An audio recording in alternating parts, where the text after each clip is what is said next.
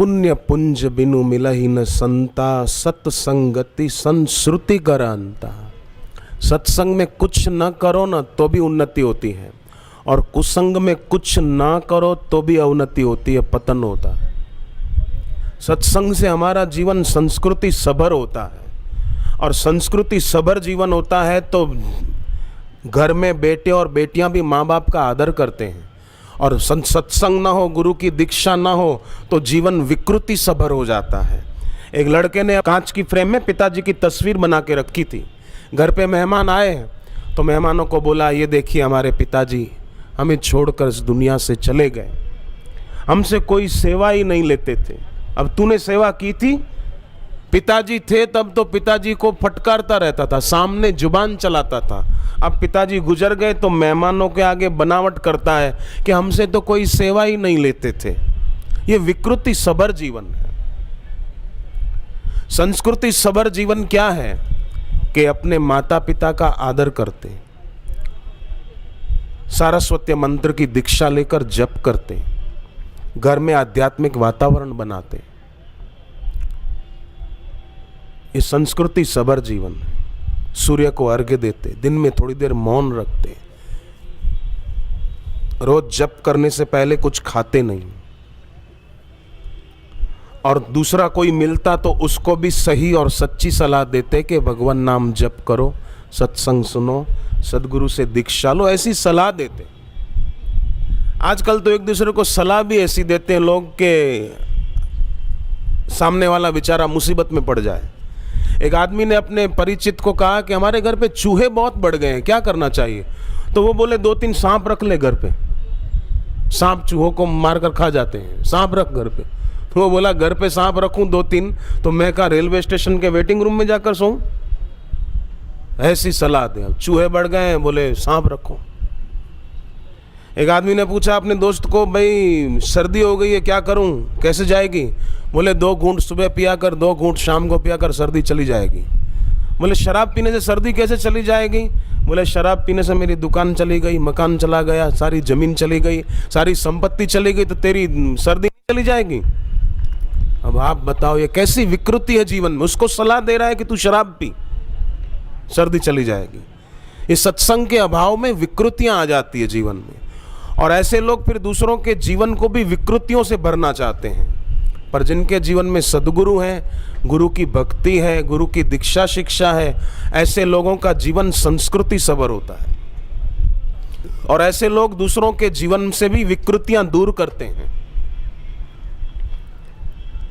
जैसे एक साधक थे, वो पहले शराब बहुत पीते थे जब दीक्षा नहीं ली थी, और बापूजी से दीक्षा ले ली तो खुद ने तो शराब छोड़ दी, पान मसाला भी छोड़ दिया, पर अपने संपर्क में आने वाले और कई लोगों को शराब छुड़ा दी, उनके जीवन में से विकृतियां दूर कर दी।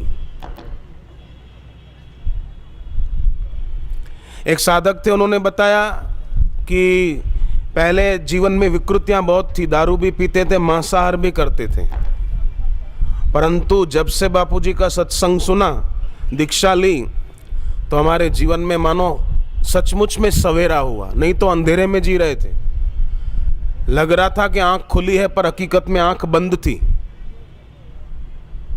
लोग हैं ना दुनिया में चलते फिरते जागते दिख रहे हैं, पर नींद की गोलियां खा रखी, 1-2 नहीं डजनों नींद की गोलियां खा रखी है। पता ही नहीं हम क्या कर रहे हैं, क्या करना चाहिए था। नास्तिक आदमी हो ना, घोर नास्तिक आदमी, वो भी ये बात तो मानेगा कि दुनिया में जो कुछ भी दिख रहा है वो सब एक आदमी को मिल नहीं सकता, और जो मिला हुआ है वो हमेशा टिक नहीं सकता। जो कुछ भी मिला है टिकेगा नहीं, छूट रहा है।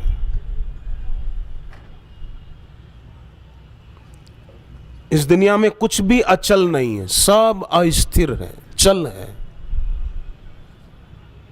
बचपन देखो जवानी की यात्रा पर है, जवानी देखो तो बुढ़ापे की यात्रा पर है, और बुढ़ापा देखो तो मौत की यात्रा पर है। फिर भी देखो तो कैसे आजकल लोग, कभी आपने सुना कि 4-5 बकरियां मिलकर किसी आदमी के बच्चे को उठाकर ले गई और मार के खा गई? कभी सुना? पर मनुष्य बकरियों को और बकरियों के बच्चों को काट कर खा जाते हैं। पशुओं से गया बीता ऐसा इंसान।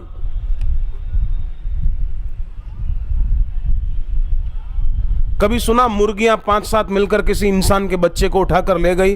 पर इंसान मुर्गियों के बच्चों को और मुर्गियों को खा जाते हैं। आग लगी पढ़ाई लिखाई को, क्या पढ़े लिखे? यही क्रूरता, बर्बरता, निर्दयता, किसी जीव को सताना। अगर पढ़ाई लिखाई करके यही पाया तो कुछ भी नहीं पाया। किसी के गले पर चाकू घुमाना आसान है, कभी ऐसे लोग अपनी हाथ पर छुरी घुमाकर देखें, अपनी उंगली पर चाकू की धार लगाकर देखें तो पता चलेगा। तो संस्कृति सभर जीवन होना चाहिए, विकृति सभर जीवन नहीं। कई लोग तो कहलाते अपने को आस्तिक है पर होते पक्के नास्तिक हैं। एक ऐसा पक्का नास्तिक था, कहलाता अपने को आस्तिक था, वर्षों से पूजा पाठ करता था, शालिग्राम पूजा में रखा था। एक दिन घर का दरवाजा खुला रह गया था ना, तो एक कुत्ता अंदर आ गया। ये सुबह पूजा में बैठा था, कुत्ता सीधा रसोई घर में चला गया।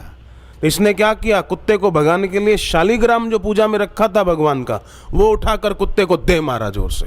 तो कुत्ता भाग गया।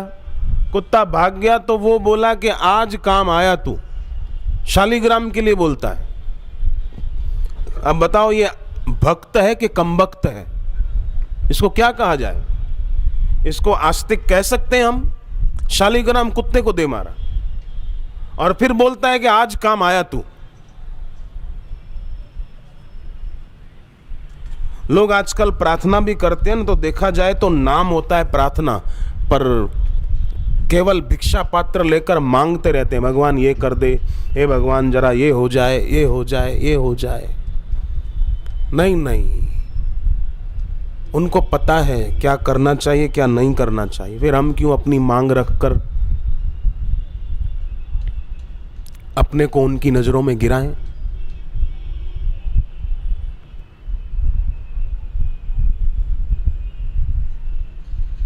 हम तो केवट, शबरी, अहिल्या ने भगवान से क्या मांगा? पद पद्म परागा रस अनुरागा मम मन मधुप करे पाना। हे भगवान, मेरा मन रूपी भंवरा आपके चरण कमलों में लग जाए, बस ऐसा आशीर्वाद दे दो। विनती प्रभु मोरी मैं मति भोरी। हे भगवान, मेरी विनती है, मैं आपसे और कुछ नहीं मांगती हूं, मैं केवल इतना ही मांगती हूं, मेरा मन रूपी भंवरा है भगवान आपके चरण कमलों में लग जाए। कैसी बढ़िया प्रार्थना की है केवट ने, कैसी प्रार्थना की है। इसलिए कोई ऐसा ना सोचे कि क्या करें भाई, हम तो गरीब हैं, हम तो साधना नहीं कर सकते, भक्ति नहीं कर सकते। नहीं, जिसकी इच्छाएं कम वो समृद्ध व्यक्ति है, जिसकी वासनाएं कम वो धनवान व्यक्ति है, और ऐसा धनवान ही सच्चा धार्मिक हो सकता है। बापूजी को कुछ नहीं चाहिए, वे चाहते सब झोली भर लें। बापूजी तो ये चाहते कि हम अपनी झोली भर लें, हम अपना कल्याण कर लें, हमारा भारत देश विश्व गुरु के पद पर अभिषिक्त हो, ये बापू चाहते हैं। हमारा भारत देश व्यसनों के दूषित प्रभाव से मुक्त हो जाए, ये बापूजी चाहते हैं। हमारे देश में एकता और भाईचारे की भावना बढ़े, ये बापूजी चाहते हैं। हमारे देश के बच्चे विद्यावान हो, ये बापूजी चाहते हैं। हमारे देश के विद्यार्थी महान प्रतिभावान छात्र हो, ये बापूजी चाहते हैं। वे चाहते सब झोली भर लें। इसलिए तो गुरुदेव सत्संग देने आते हैं, नहीं तो क्यों? गुरुदेव को कुछ लेना थोड़ी है हमसे, वे देते ही हैं हमको। अपनी करुणा कृपा के द्वारा वे हमारा हित ही करते हैं। पर मूढ़ आदमी समझ नहीं पाता है ना। दुर्योधन को श्री कृष्ण की हर लीला में दोष दिखता था, और गोप गोपियों को भगवान कृष्ण की हर लीला में आनंद आता था, खुशी होती थी। क्योंकि दुर्योधन की श्रद्धा नहीं थी और गोप गोपियों की श्रद्धा भक्ति खूब थी।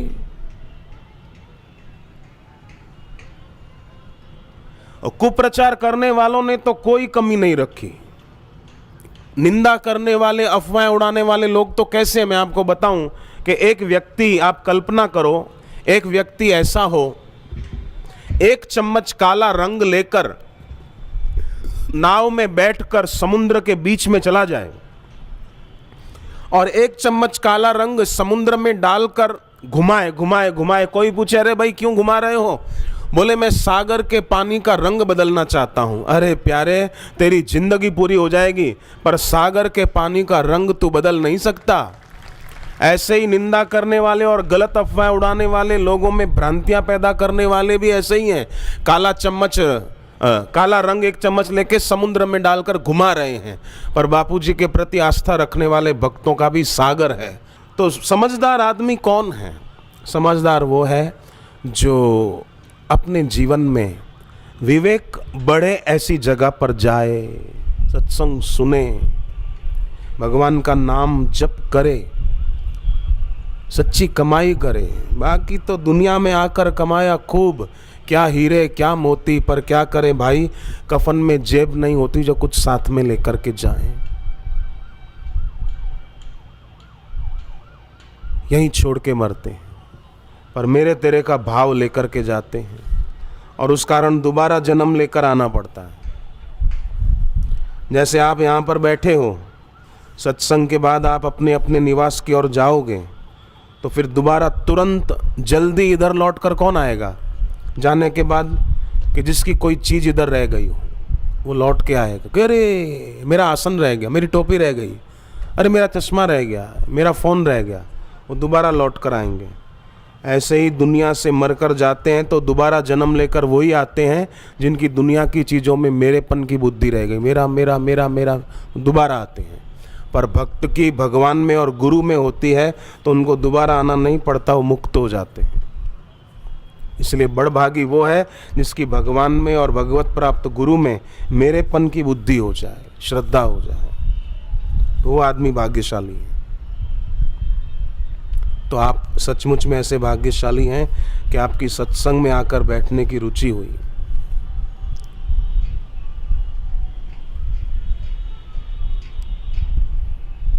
गिरिजा संत समागम समन लाभ कछु आन, बिन हरि कृपा उपजे नहीं गावहीं वेद पुराण।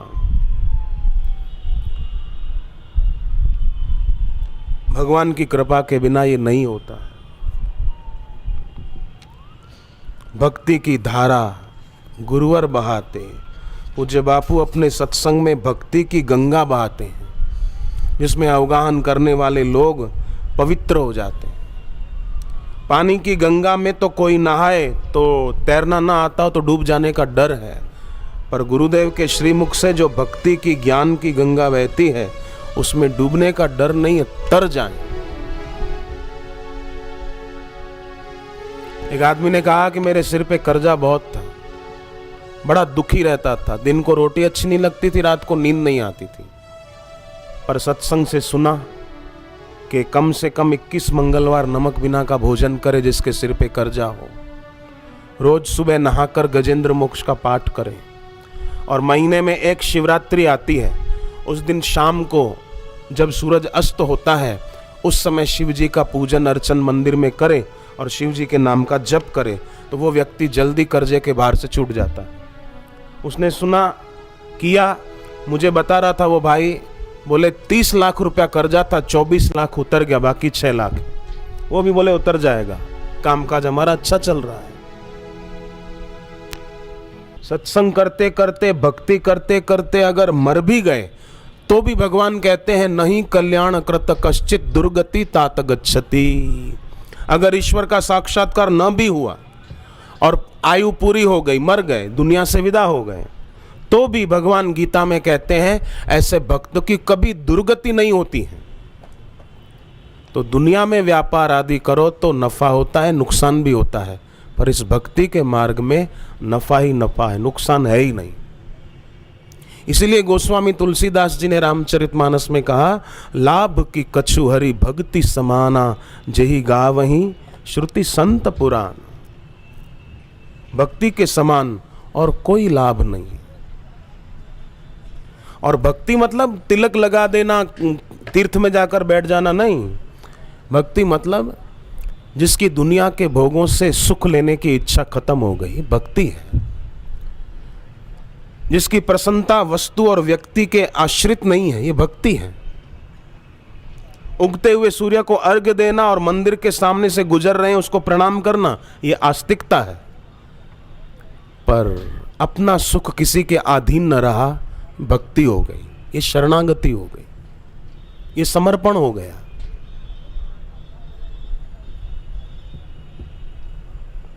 तो उनका सौभाग्य है जो ऐसे समर्पण के रास्ते पर चल पाए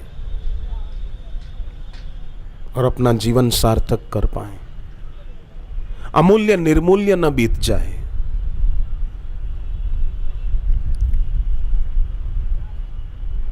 सभी मिलकर ओमकार का गुंजन करेंगे।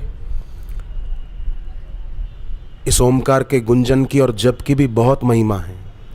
यजुर्वेद, अथर्ववेद, इन वेदों में ओमकार की महिमा है। अथर्ववेद की एक उपनिषद है, प्रश्न उपनिषद उसका नाम है। उसमें महर्षि दधीची के सुपुत्र पिप्पलाद जी वो अपने शिष्यों को ओमकार की महिमा बताते हुए कहते हैं कि ओमकार का जप कोई करे, साथ ही 3 बातों का ख्याल रखे, श्रद्धा, तप और ब्रह्मचर्य, संयम पाले, तो उस व्यक्ति के लिए कोई उपलब्धि अलभ्य नहीं रहेगी। रात को सोते समय उत्तर या पश्चिम की ओर सिर करके सोते हैं तो प्राण शक्ति खर्च होती है, पर रात को सोते समय अगर दक्षिण की ओर सिर करके सोते हैं तो आयु बढ़ती है, स्वास्थ्य बढ़िया होता है और घर में लक्ष्मी आती है। ऐसा विष्णु पुराण में लिखा है। और अगर पूर्व की ओर सिर करके सोते हैं तो उन्हें विद्या प्राप्ति में सहायता मिलती है, अपने बच्चों को सिखा सकते हैं, तो उनकी प्राण शक्ति भी मजबूत होगी और विद्या प्राप्ति में सफल होंगे। और सारस्वत मंत्र की दीक्षा दिला दें। दिल्ली से 70 किलोमीटर दूर रोहतक है, हरियाणा राज्य में। वहाँ एक विद्यार्थी वीरेंद्र अंग्रेजी में बहुत कमज़ोर था बेचारा, तो माँ ने उसको बापूजी से दीक्षा दिला दी और लड़के को भी ऐसी लगन लगी, उसने दृढ़ता से जप करना शुरू किया। प्राणायाम करता, जप करता, दिन में थोड़ी देर मौन रखता, होटलों की गंदी चीज़ें, अपवित्र चीज़ें नहीं खाता था, घर का पवित्र भोजन करता था। तो सारस्वत मंत्र के जप का ऐसा प्रभाव देखने को मिला, उसको जीवन में ऐसी याद शक्ति हुई कि ऑक्सफोर्ड डिक्शनरी के 80,000 शब्द पेज नंबर के साथ उसको याद हो गए। तो जी टीवी वालों ने उसका इंटरव्यू लिया और पूछा कि आपकी ऐसी याद शक्ति कैसे हुई। उसने कहा, मैंने बापूजी से सारस्वत मंत्र लिया है, उसका जप करता हूँ, उसी से मेरी सुमरण शक्ति ऐसी बढ़िया हो गई। पर बापूजी कहते हैं केवल सुमरण शक्ति अच्छी ना हो, बुद्धि शक्ति भी अच्छी हो। याद शक्ति ही अच्छी ना हो, बुद्धि भी अच्छी हो। बुद्धि शुद्ध होती है सत्संग से। जैसे शरीर का खुराक अन्न, जल, फल आदि है, ऐसे ही बुद्धि का खुराक सत्संग है। बुद्धि सत्संग से पुष्ट होती है और शुद्ध होती है।